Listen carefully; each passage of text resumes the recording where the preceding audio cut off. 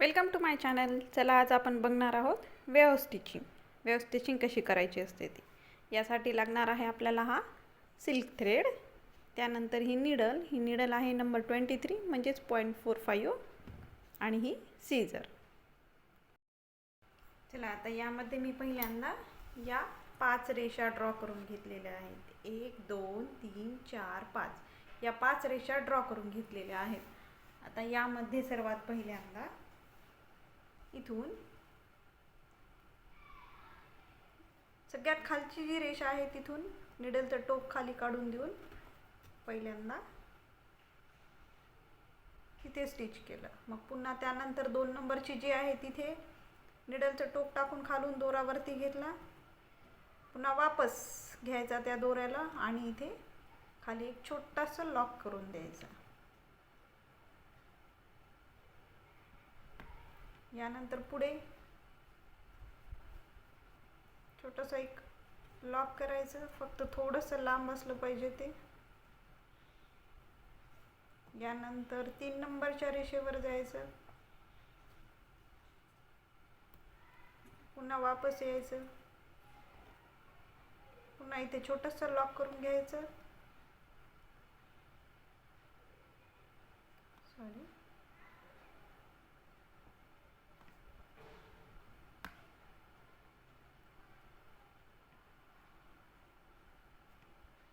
यानंतर पुढे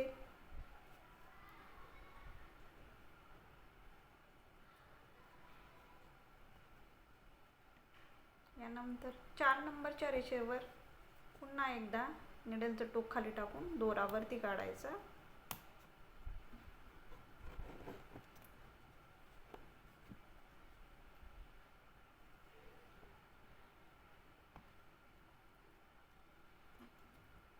या पद्धतीने ओढून घेऊन इथे लॉक करून घ्यायचं पुन्हा एकदा.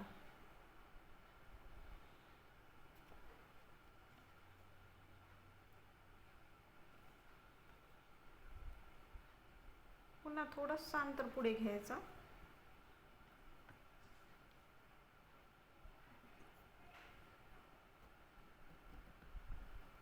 त्यानंतर ही शेवटची जी रेषा आहे त्याच्यावरती एकदा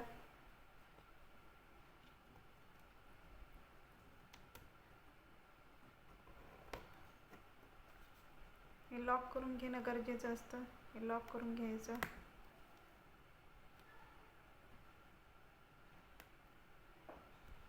पुन्हा थोडंसं अगदी पुढे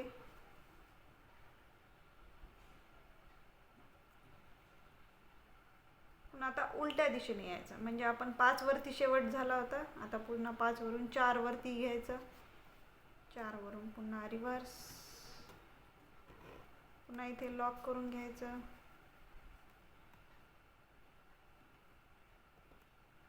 पुन्हा थोडंसं अंतर सोडून देऊन पुढे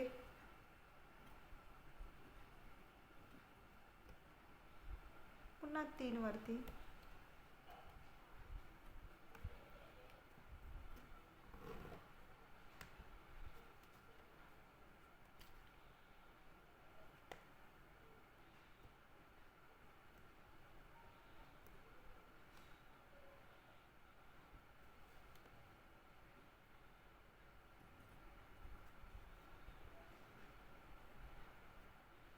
पुन्हा 2 वरती,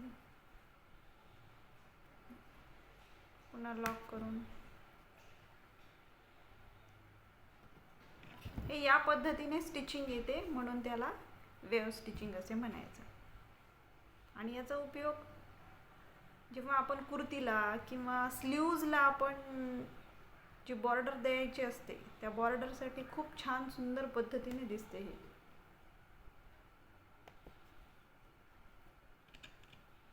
वापस लॉक करून घेतलं.